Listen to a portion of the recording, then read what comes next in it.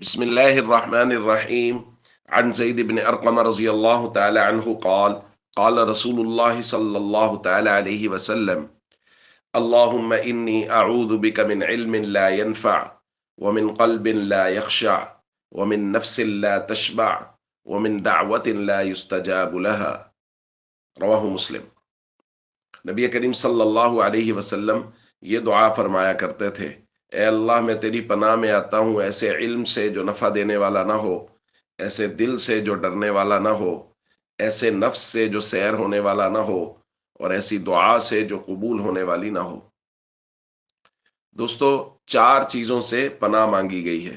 Number ایک، ایسا علم جو نفع دینے والا نہ ہو، یعنی وہ علم جو عمل کی نیت کے بغیر حاصل کیا جائے بلکہ عمل کے علاوہ اور بہت سی نیتیں ہوں۔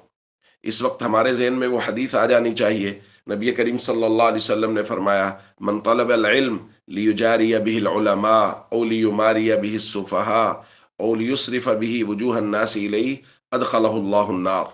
جو آدمی علماء سے مباحثہ کرنے کے لیے یا بے وقوف لوگوں کو متوجہ کرنے کے لیے یا لوگوں کے چہروں کو اپنی طرف متوجہ کرنے کے لیے علم حاصل کرتا ہے، یعنی عمل اس کا مقصود نہیں ہے، تو یہ علم چونکہ نافع نہیں ہے، اس لیے اللہ اس کو جہنم میں داخل کرے گا۔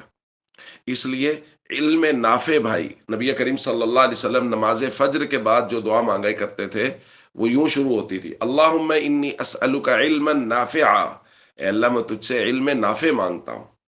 اسی طرح وہ دل جو ڈرنے والا نہ ہو، بھائی دل میں خشوع ہونا چاہیے، اللہ کی خشیت، اللہ کی معرفت دل میں لازم ہونی چاہیے۔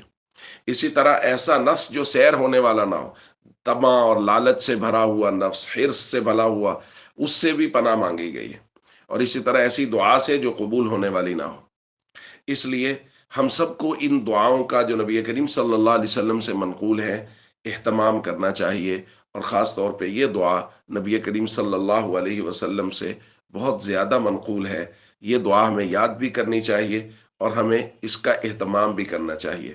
اللہم انی اعوذ بک من علم لا ينفع، ومن قلب لا يخشع، ومن نفس لا تشبع، ومن دعوت لا يستجاب لها۔